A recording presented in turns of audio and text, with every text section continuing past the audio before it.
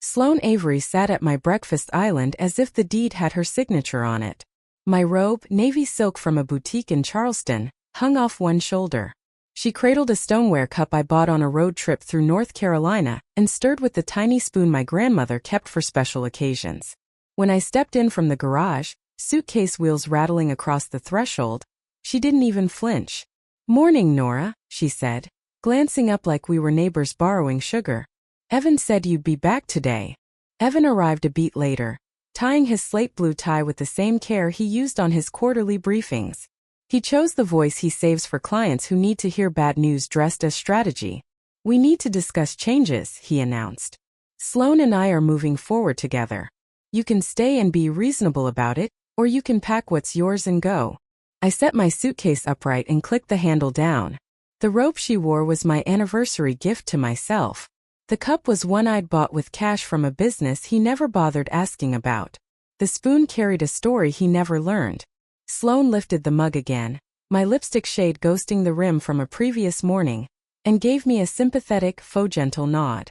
"You'll land on your feet," she added, as if offering a reference letter. "Will I?" I smiled. Not the polite curve I use at charity luncheons, this one lived lower, colder. In 3 days, both of them would understand how far from helpless I really was. The mortgage had no romance attached to it, only signatures. The titles sat neatly inside a corporate binder. The accounts were arranged like chess pieces already in endgame. They didn't know the board belonged to me. But let me step back. For 5 years before the sun scraped color into the sky, I'd been peeling out of bed without waking Evan, who sleeps like a felled tree, and crossing the hall to the room he calls my little nook. He named it that with a smirk, the way people label what they don't respect. Inside that small room with a door I learned to close quietly, I built something with steady hands and unglamorous routine. A brand that made everyday things beautiful, compostable, and profitable. I learned margins the hard way. I learned freight when an entire shipment vanished somewhere outside Tucson. I learned the sour metal taste of risk and the clean rush of getting it right. Evan liked telling people I was dabbling online. He said it at fundraisers and golf dinners and those long, bland gatherings where men compare job titles like collectible pins. He'd gesture through the air, as though my work were a cloud that would float away if you exhaled near it. Meanwhile, I watched our order counter tick from tens to hundreds to thousands. I hired freelancers in 3 time zones, then employees in 2 states. I built a distribution deal with a national department store headquartered in the Midwest, a name you'd recognize, the kind of contract that makes your email ding like rain on a tin roof. The trip that should have been a celebration took me to Chicago for 4 sleepless days. Conference rooms, dry air, negotiations that slid around like oil. Late last night, after the final handshake, I watched the skyline from my hotel window and sent the last approval from a laptop that has outlived 2 of Evan's suits. I slept 3 hours, boarded a dawn flight home, and imagined my first quiet cup of coffee. Instead, I got Sloane in my robe. The signs had been gathering for months, collecting like lint in a corner you stop noticing. New scent. Smoky citrus, too expensive for a man who complains about organic produce. Gym gear with logos he'd once teased. A phone he started guarding like a loaded secret. At first, her name appeared as S. Then full Sloane. Attached to late-night form check videos and long messages with too many ellipses. I did not accuse. I archived. Screenshots went to a folder with a harmless label. Not because I intended to shout. Because information is leverage and silence is an amplifier. Now here we were. My kitchen. My tile cool under my travel-worn feet. My husband talking to me like a manager discussing restructuring. "We're adults," Evan continued, meeting my eyes as if reading a script. "There's no reason to be dramatic. You can move out gracefully. Or you can accept a new arrangement and keep living here. It's up to you." Sloane shifted, letting the silk slide, the picture she wanted me to see. She had the glow of someone who thinks the future has already been printed with her name on it. "We don't want this to get messy," she said. Truly. I walked to the counter. I chose a different cup, plain white, spare, unremarkable, and filled it. The hum of the machine felt like the calm part of a storm you know will widen. I tasted the coffee, set the cup down and turned. 72 hours, I said. I'll need 3 full days. Evan's shoulders loosened by a shade. relief softening the line of his mouth. He'd expected tears, pleading, a scene. Of course, he said, magnanimous now that I seemed cooperative. Take the time you need. Take whatever you need, Sloane echoed, and had the audacity to reach out and tap my arm like I was a brave patient after a vaccine. I nodded, lifted my suitcase again and carried it past them, through the living room where the art on the wall had been purchased with funds he's never seen, up the stairs he thinks he owns, past the bedroom that smelled like a stranger's cologne, to the guest room I'd been sleeping in lately. The door latched with a soft click. In the quiet, I let my smile show its teeth. I wasn't surprised. I had been preparing. When Evan started training with Sloane, I hired a business attorney with the kind of brain that likes puzzles and the temperament of a surgeon. His name is Jared Pike. For nearly a year we'd been assembling documents and making sure every line item had a home that wasn't vulnerable to someone else's ignorance. Titles. Licensing. The umbrella company that holds the house and the vehicles and the furniture Evan loves to describe as ours. The prenuptial agreement Evan once insisted on, back when he thought his 5-figure savings made him a mogul, filed neatly and mirrored by a network of entities he never bothered learning to pronounce. I don't collect daggers, I collect paperwork. My phone lit as I set my suitcase beside the dresser. A message from Jared, short and clean. All set. Say when. I opened the guest room window. The oak outside shivered in a light breeze. In the driveway, Evan's sedan sat at an angle that would have annoyed our HOA if anyone cared to notice. Sloane's SUV parked like a glossy white promise. Downstairs, I could hear kitchen drawers sliding open and shut, the sound of someone reorganizing a life that doesn't belong to her. I thought about the women at the charity brunches who talk in currency that isn't theirs, renovations, memberships, new countertops. I never argued with them. I smiled and asked about their pets. It's easy to be underestimated when you learn to enjoy the shade. I dialed Jared. It's time, I said. How long do you have? He asked. 3 days, I answered. He gave them to me himself. A brief silence. I pictured Jared adjusting his glasses the way he does when he's pleased. Then we begin tonight, he said. I'll coordinate with Tessa Quinn and the logistics crew. You won't have to lift a box. Good. I stared at my suitcase but didn't unzip it. I want this done cleanly. It will be, he said. And Nora, remember what we talked about. Don't argue. Don't explain. Just let the documents speak. We hung up. I sent 2 more messages, one to my operations lead, Maya Ford, teeing up a late-night transfer of inventory to the new facility, and one to my mother, telling her I couldn't make lunch tomorrow. No details. Not yet. From the hallway, Evan's voice rose and fell, a practiced rhythm. Sloane laughed. I studied my face in the guest room mirror. Travel hair. Tired eyes. Calm mouth. A woman who has decided. Let me be clear. This is not a story about a woman scorned. It's about a woman who built something in the quiet and learned to let the quiet do the talking. By Friday, the echoes would reach them. I checked the time, just past 9. Not my old hour, but close enough to remember the years I padded across this same floor, while the house slept and the world felt like a held breath. I brewed another cup. The sound covered the text that landed from an unknown number. I'm sorry. Monica Hale, Evan's assistant, the one who sends holiday cards with a gold foil return address, had found a boundary she couldn't step over. Her apology spooled into a separate message. I can't keep lying for him. I've saved everything. If you want it. Not rage. Not fear. Just the cool relief of confirmation sliding into place. Thank you, I typed. Email Jared. He'll handle it. Downstairs, a drawer slammed. Sloane's voice sharpened. Something about repainting the dining room. About banishing the color I picked because it reminded me of the coast at dusk. I rested my head against the door and let the moment pass through me. No theatrics. No shouting. No rushed decisions. 72 hours had just started. I packed a small bag with essentials and tucked the rest out of sight. I placed the binder Jared once teased me about, tabs, labels, a thing of strange beauty, into a tote that looks like any other tote. I slid on soft shoes and went back downstairs. They were at the island again, Evan scrolling his phone, Sloane comparing fabric swatches on the screen, talking about linen drapes like the house had asked her opinion. He looked up as my foot hit the last stair. We're doing pasta tonight, he said, too casual. There's a plate for you. Kind, I replied, moving past them to the back door. I'll eat later. Where are you going? Sloane asked. For air, I said. I stepped onto the patio. The sky over our quiet Phoenix suburb was the color of old pewter. The bougainvillea along the wall had climbed higher than the last time I'd noticed it.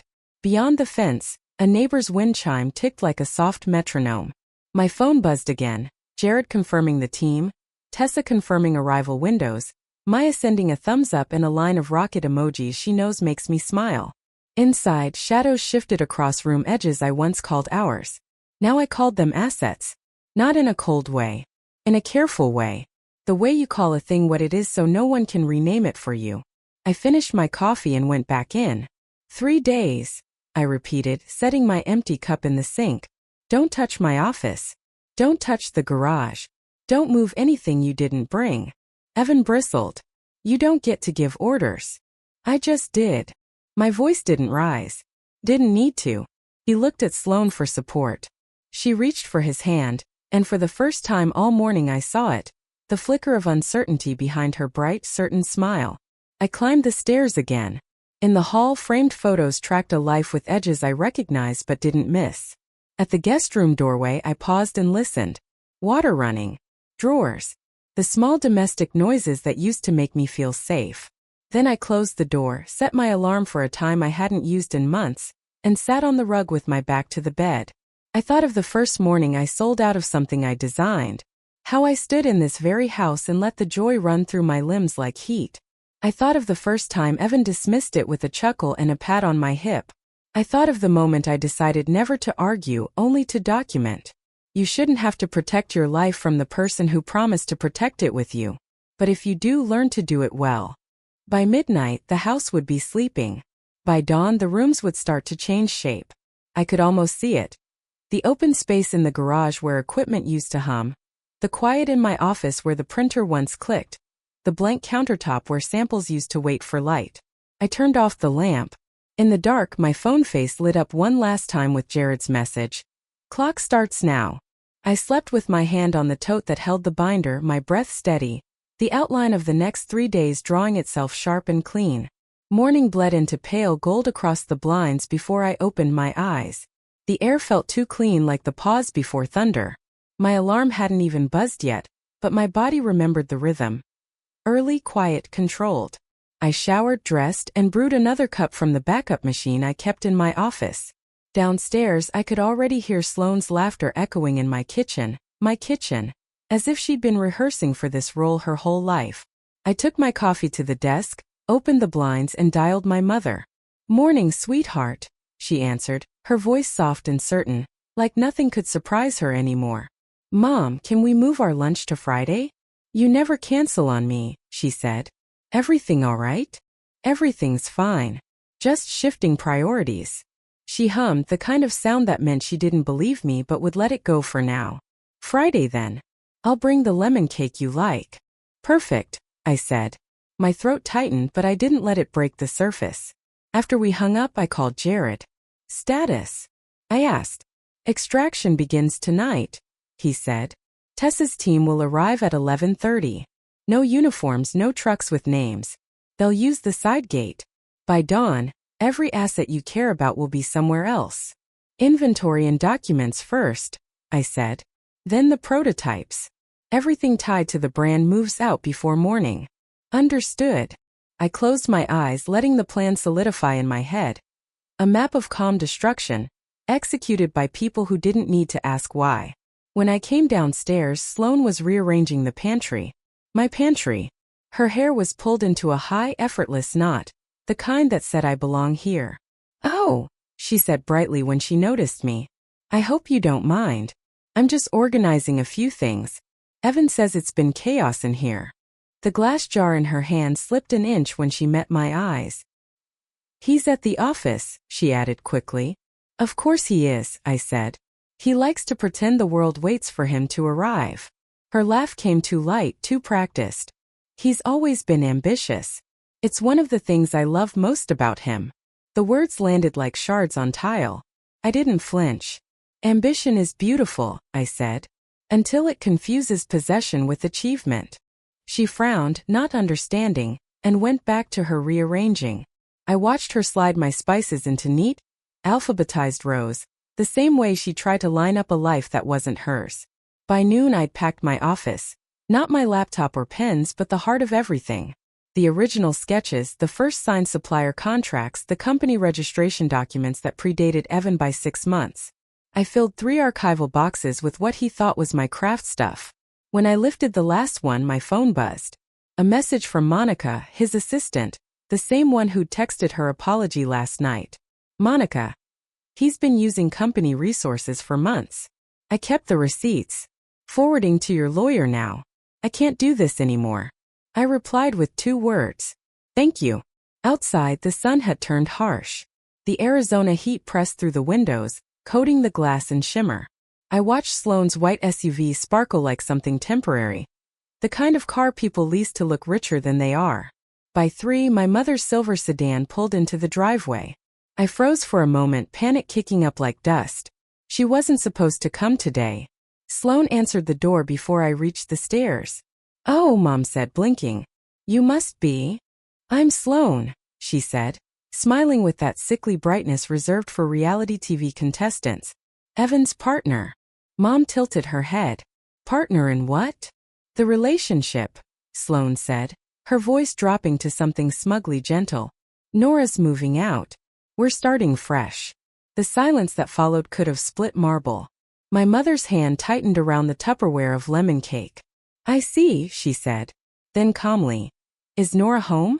Yes, I said, stepping down the stairs, each footfall deliberate. And Sloane was just leaving. I was. Leaving, I repeated, not louder, just firmer. The kind of voice you use when a dog growls too close to your ankle. Sloane hesitated, then slipped past my mother with an awkward half-smile. The front door clicked shut behind her. Mom turned to me, eyes sharp. Explain. Evan's been diversifying his portfolio, I said dryly. The look she gave me carried 40 years of knowing exactly what that meant. She followed me upstairs into my office, the one Evan had never entered except to drop his cufflinks on my desk. How long? She asked quietly. Half a year. Maybe more. And what's he offering you? Nothing, I said. Literally. He said I could take what I brought into the marriage. My clothes, my jewelry. That's all. Mom let out a sound that was half a laugh, half a growl. Just like your father. When he left, he said the same thing. Leave with nothing or stay and pretend. I'm not you, I said gently. I know, she answered, looking around the room at the neatly stacked boxes, the rows of organized documents. You built something he can't touch. So let's make sure of it. We worked together in silence for the next 2 hours. Her hands steady and sure, taped boxes and labeled them with tidy block letters. She found things I'd missed: tax returns, purchase orders, early bank statements proving how far back my business reached. As she sealed the last box, she said, Your grandmother left me money once. 50,000. I used it for your college instead of leaving your father. I thought that was bravery. She looked up at me, eyes bright. It wasn't. This is. We loaded the boxes into her car. I stood in the driveway as she backed out, the trunk heavy with everything I'd ever created, everything worth protecting. When the car turned the corner, I finally let my shoulders drop. Inside, my phone buzzed again. Jared, Tessa's team is confirmed. Midnight. We'll need access to the garage and the studio. Nora, you'll have it. From the kitchen came the sound of keys jangling. Evan home early. The clock on the stove blinked 6:12 p.m. He walked in with the smile of a man who thinks he's still in control. Smells good, he said, setting down takeout. Sloane wanted to cook, but I told her you'd had a long day. How considerate, I said. He didn't hear the steel under it. He was already talking about plans, about how this transition could be civilized, about how grown-ups handle change without making scenes. I sat through it all, nodding where expected, sipping wine from a glass that wasn't mine anymore. At 11:43 p.m., while they slept upstairs, 3 quiet vans pulled into the driveway. The motion sensors were disabled. The cameras redirected to last week's feed. Tessa's crew worked like clockwork. Careful hands, covered shoes, no wasted words. By 4 a.m. the garage was empty. The office stripped of its heartbeat. Every drive, every machine, every prototype gone. Packed, sealed, and shipped to a facility Evan didn't know existed. When the last van door shut, I stood alone in the kitchen. The silence had weight. The house, once cluttered with the sound of his world, finally exhaled. I poured the last of the wine and whispered into the glass. Day 1. The morning after the extraction felt eerily still. I woke before dawn, instinctively expecting the quiet hum of the machines in the garage, the soft rhythm that had been the background music to my life for years. But it was gone. Downstairs, the coffee machine hissed. I leaned against the counter, my hands wrapped around the mug, and listened to the silence expand. The house didn't feel empty. It felt hollowed clean, like the bones of something reborn. At 8:30 sharp, the doorbell rang. 3 men stood outside in matching uniforms, blue shirts pressed, names stitched neatly above the pocket. Ma'am, the oldest one said. Pickup scheduled for this address. Business equipment. Right on time, I said, signing the clipboard. By the time Evan appeared at the top of the stairs, tying the robe Sloane must have bought him, maroon silk too shiny for his taste, the movers had already begun rolling carts through the front hall. What's happening? He asked, his voice tight with the first flicker of real confusion. Inventory removal, I said lightly. Company property. What company? His tone turned brittle. Mine. He descended the stairs slowly barefoot, expression tightening with every word. You're joking. I smiled over my coffee. You always said I didn't have a sense of humor. He followed me through the hall toward the garage. When the door opened, the bright light revealed an absence so sharp it seemed to hum. Racks, tables, and crates gone. Only clean outlines remained on the floor where heavy machines had once stood. The lead mover gestured politely. Just need your initials here, ma'am. I signed, handing the clipboard back, and caught Evan's face in my peripheral vision. His eyes darted from one empty corner to another. That's equipment worth more than your yearly bonus, I finished for him. And not a single piece of it was yours. He blinked, trying to calculate his way out of disbelief. Nora, this is ridiculous. You can't just. I can, I said evenly. And I have. Sloane appeared in the doorway, hair in a perfect ponytail, dressed for her morning run. What's going on? Her tone was calm until she saw the moving trucks. Wait, why are they taking all of that? Company property, Evan said again, this time with less confidence. She frowned. That's not possible. That was your hobby stuff. I turned to her. It was never a hobby. It was an enterprise. The words seemed to hit her like cold water. At that exact moment, a white Lexus pulled into the driveway, followed by a smaller SUV. 2 women stepped out, one older, wearing sunglasses despite the shade, and one younger, balancing a cardboard box and a bottle of champagne. Sloane froze. Oh my God, she whispered. My mom. Her mother's heels clicked against the stone path. We thought we'd help you move in, dear, she said cheerfully, until she saw the trucks. Why are men taking furniture out of the garage? Sloane's voice faltered. It's just. Nora's reorganizing. The movers carried out the last crate, marked machinery, fragile, and loaded it onto the truck. The older woman's eyes followed it, narrowing. Is that an industrial printer? She asked. Those cost a fortune. I smiled. They do. Sloane's sister raised her eyebrows. That's a lot of hobby equipment. Mrs. Chun, that was the mother's name, I remembered now, folded her arms. Sloane, you said he was successful. You said you were marrying up. Sloane's cheeks burned. He is successful, she said quickly. He's an investment analyst. Analyst? Mrs. Chun repeated, the word flattening. Not partner. Evan opened his mouth, but no sound came out. That's when the neighbor appeared. Mrs. Ortega, tiny and sharp, pruning shears in hand. She'd lived next door for a decade and loved being the historian of everyone's mistakes. Morning, Nora, she called, waving. I see you're finally kicking out the cheater. Sloane's mother turned slowly toward her daughter. Mrs. Ortega continued, delighted to have an audience. Oh, I've seen her car here plenty of nights when Nora was traveling. Sometimes after midnight. I even saved the clips from my doorbell camera in case there was ever trouble. She held up her phone. I figured you'd want proof, sweetheart. I can send you the link. Evan's face lost its color. Sloane's mother took a step back, hand to her chest. Her voice came out low. Sloane, is that true? Sloane stammered something about misunderstandings, but her mother's glare silenced her. Before anyone could speak again, another car pulled into the driveway, a sleek black Tesla. Jared stepped out, every movement deliberate. He carried a leather briefcase that probably cost more than one of Evan's paychecks. Morning, he said pleasantly. Shall we move this inside? He didn't wait for an answer. Evan followed, confusion now shading into fear. We gathered in the dining room, me at one end of the table, Jared standing beside me, Evan opposite, Sloane's family hovering uncertainly near the doorway. Jared opened his case and began laying out documents like cards in a winning hand. Mr. Grant, he began, his voice formal, almost kind. These are copies of property deeds, incorporation papers, and asset lists tied to this address. Evan frowned, scanning the first page. That can't be right. This house is owned by Halcyon Holdings LLC, Jared said smoothly. An entity established 5 years ago. The deed was transferred for tax purposes, at your suggestion, I believe. Evan blinked, scanning the notarized signature. His own. That's not. It is, Jared said.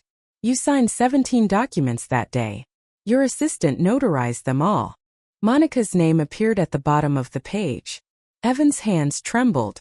Additionally, Jared continued, the vehicles, furnishings, and all major assets were purchased under the company's accounts.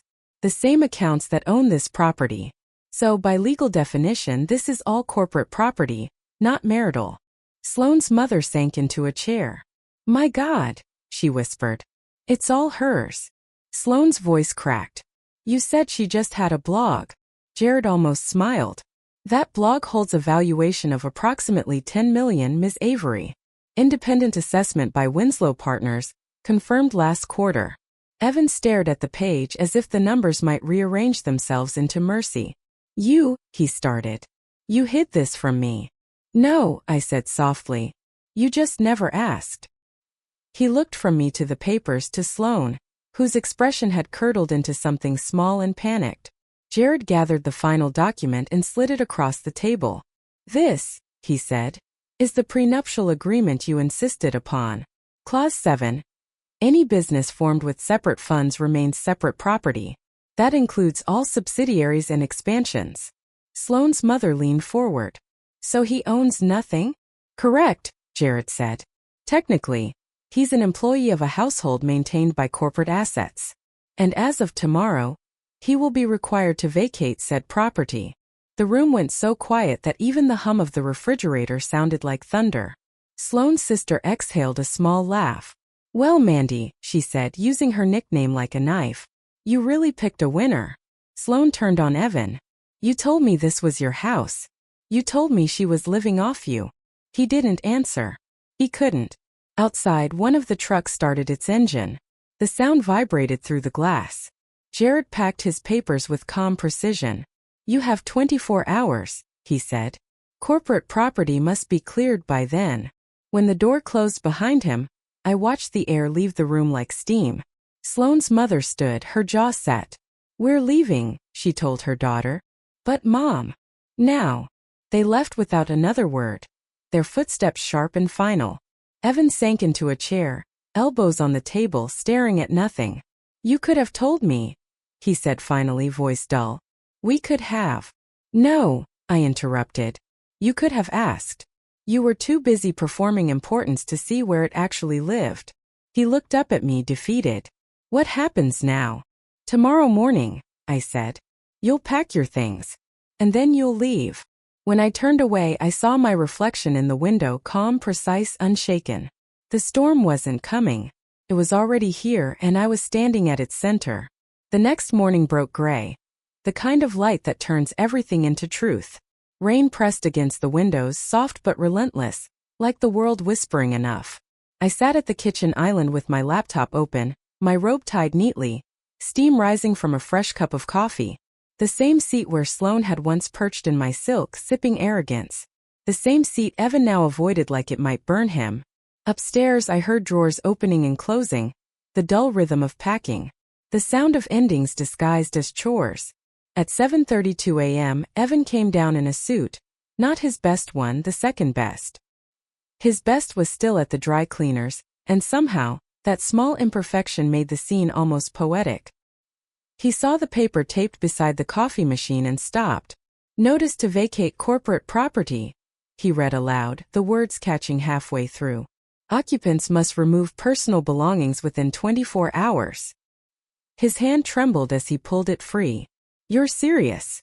"The company is serious," I said without looking up. "I'm just its voice." He let out a brittle laugh that broke too early. "You've lost it, Nora. Completely lost it." Sloane entered a moment later barefoot, wearing jeans and a sweatshirt that probably wasn't hers, the effortlessness gone. She looked smaller somehow, stripped of her curated confidence. "I need to call my landlord," she said, avoiding my gaze. "Maybe I can get my apartment back." She stepped onto the patio with her phone. Through the glass, I watched her gesture wildly as she paced the driveway. When she returned, her voice was flat. "He rented it. A couple moved in last week." Evan didn't look at her. He was still staring at the eviction notice like it might change its own words. His phone buzzed on the counter, the custom ringtone for his office, his favorite self-important brass tone. The kind that made him feel irreplaceable. He answered quickly. "Patrick Grant speaking." The voice on the other end, I couldn't hear it but I could see it land. His face drained in stages. Color, confidence, composure. "That's not." "I can explain," he said, pacing now. "Mr. Harper, please." Silence. Then the soft click of finality. He set the phone down and stared at it, as if waiting for it to apologize. "They know," he said finally.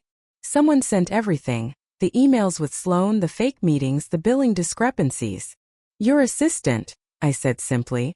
Her conscience finally won. He turned toward me, voice breaking. "Do you have any idea what you've done? 20 years at that firm." "Correction," I said, closing my laptop. "You had 20 years. Now you have 1 day."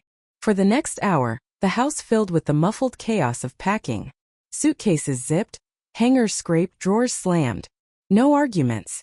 No accusations. Just the quiet hum of two people dismantling the illusion they'd mistaken for a future. At noon, the front door opened. My mother stepped in, holding a small velvet box. She didn't look at them, only at me. "I went to the safety deposit box," she said. "This belongs with you." Inside, the ring glowed under the gray light. Platinum with a sapphire center and small diamonds forming a halo. "My grandmother's." "I thought it was gone," I whispered. "I kept it safe," she said, her voice steady. "Your grandmother built her own business when women weren't supposed to.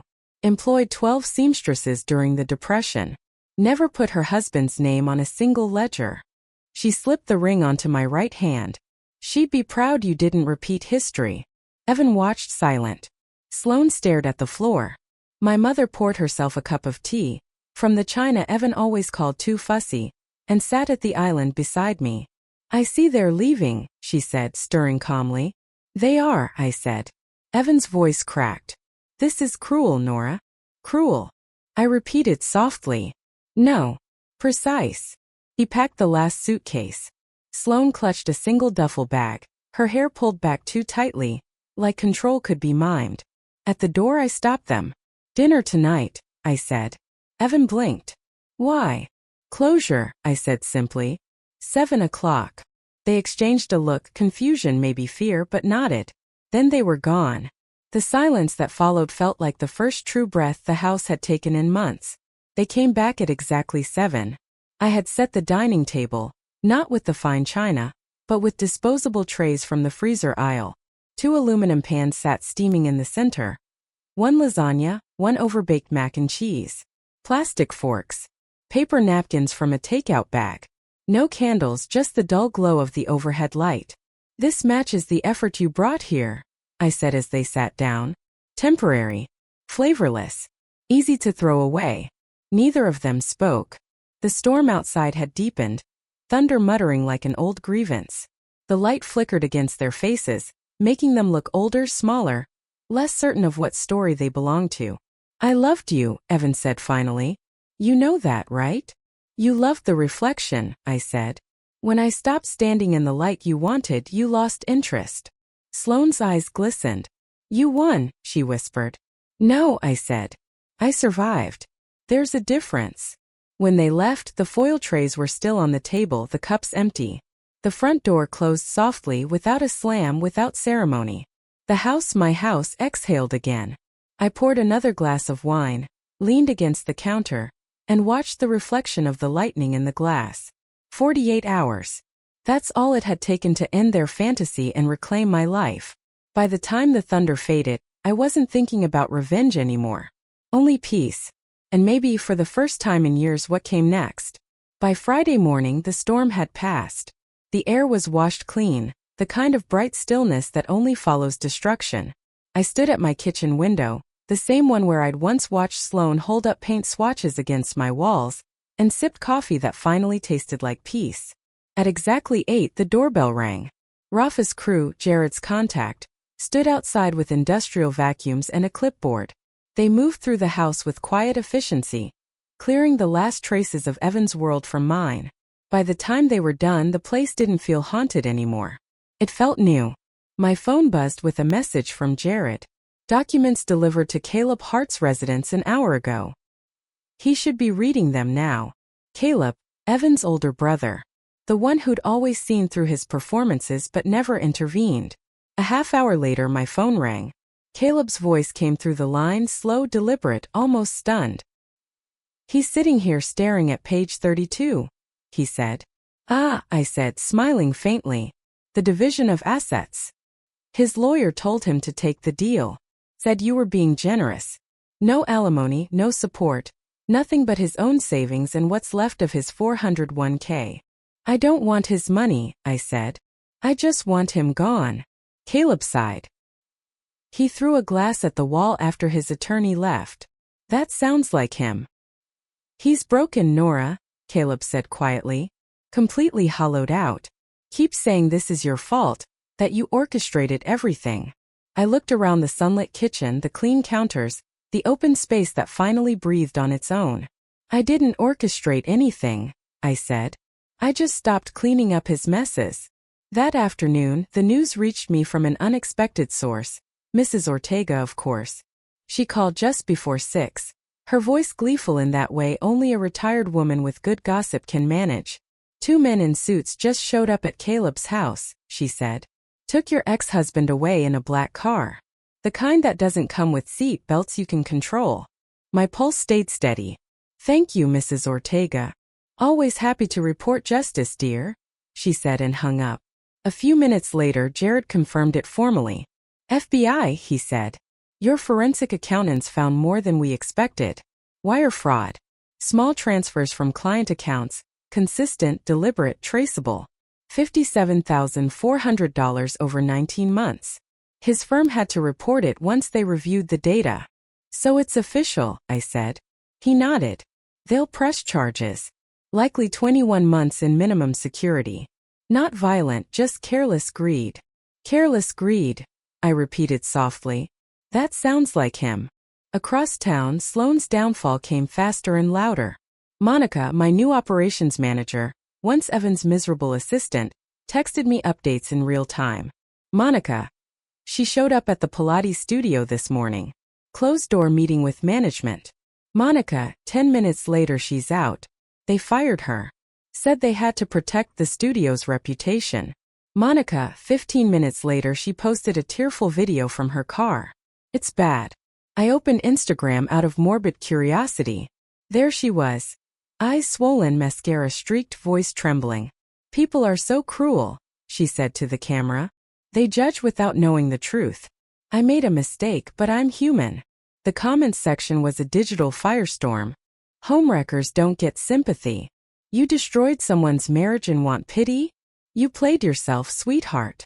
The video had over 3,000 dislikes in an hour. The same followers who once envied her filtered perfection were now tearing her down with the same speed they'd once praised her.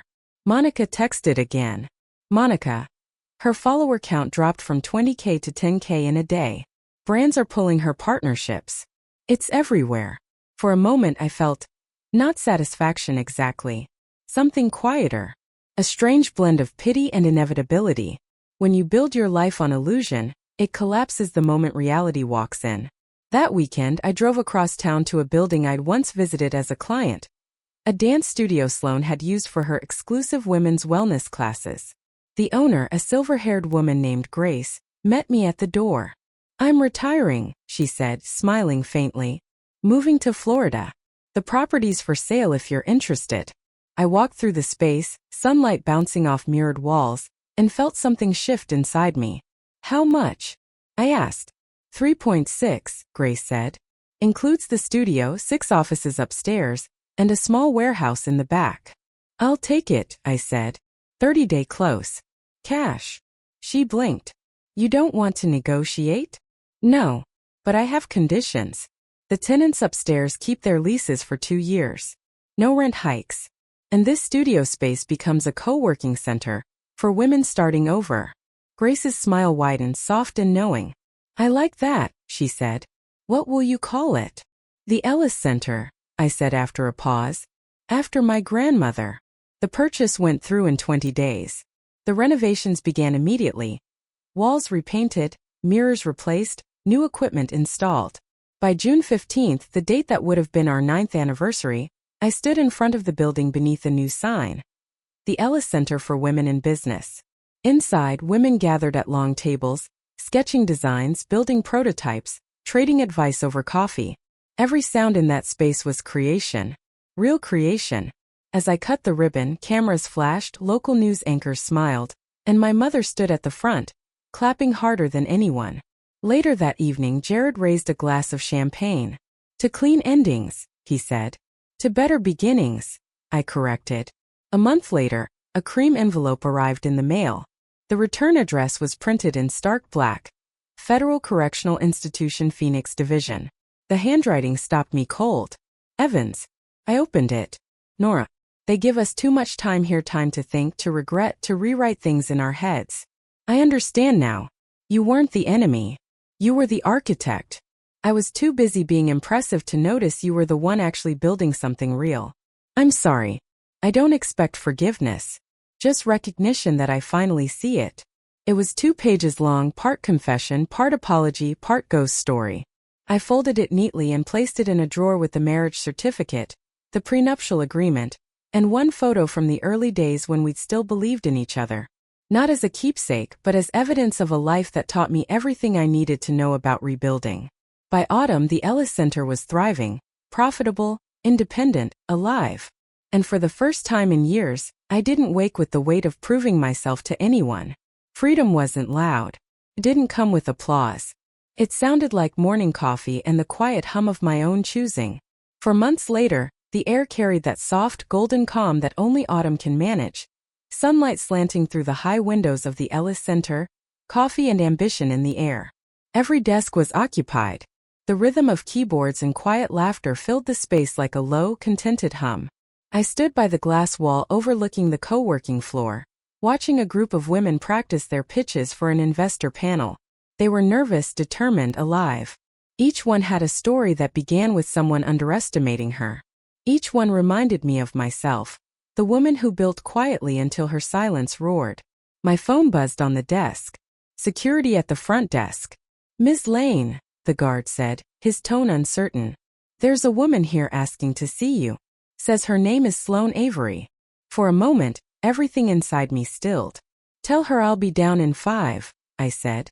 She was standing in the lobby when I arrived, her hands clasped, her expression uncertain. Gone was the designer confidence, the glossy sheen of someone performing success. She wore jeans, a plain sweater, her hair loose and ordinary. She looked human. "I'm not here to apologize again," she said quietly when I approached. "I know that wouldn't mean much now. I need advice." "Advice?" I repeated, careful, neutral. She nodded. "I'm working at a juice bar. Minimum wage. My mom won't talk to me. The internet still hates me. I'm starting over, but I don't know where to start. I want to build something real this time." The Sloane I'd once known, or rather the version she'd played, would never have asked for help. This woman standing in front of me looked stripped down to bone and truth.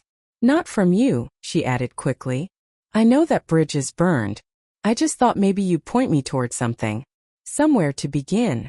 I studied her for a long moment. The old me, the wounded me, might have turned away. Might have enjoyed the symmetry of her downfall. But the woman standing here now, the one who'd rebuilt herself from ash and paper and patience, didn't need to humiliate anyone. Power no longer needed to prove itself. I reached into my wallet and pulled out a card. Women's Entrepreneurship Foundation, I said. They run a program in Portland for women starting over. Housing assistance, business training, mentorship. The director is tough, but she doesn't judge. Sloane took the card carefully like it was made of glass. Why would you help me? Because earned success lasts longer than stolen comfort, I said. You want to build something real? Start with a foundation, not a costume. She nodded slowly, eyes bright with something between shame and gratitude. Thank you. As she turned to leave, she hesitated at the door. I destroyed your life, she said softly. No, I replied. You just set fire to the wrong illusion. I was already building a better one. She smiled once, small, trembling, and walked out into the sunlight. Thanksgiving came earlier than usual that year, the kind of day where the air smells like cinnamon and new beginnings. The long dining table in my kitchen was full again. But this time, every seat held someone who had helped rebuild my world. My mother sat at my right, radiant in a crimson dress she'd bought after selling her wedding ring. 50 years of wearing a reminder of compromise, she'd said. It was time for something that fits who I am now. Across from her sat Lena, my legal strategist, laughing at something Monica said. Monica, once Evan's assistant, now running my operations with crisp authority and a confidence she'd earned. Mrs. Ortega was there too, her legendary dumplings steaming in the center of the table. Beside her sat 6 young women, the first scholarship recipients of the Ellis Foundation. Each one building, not begging. When the glasses were full, my mother raised hers first. To women who warned us, she said, her eyes finding mine. To second chances earned, not given, Monica added. And to empty chairs, I said, lifting my glass, that make room for something better.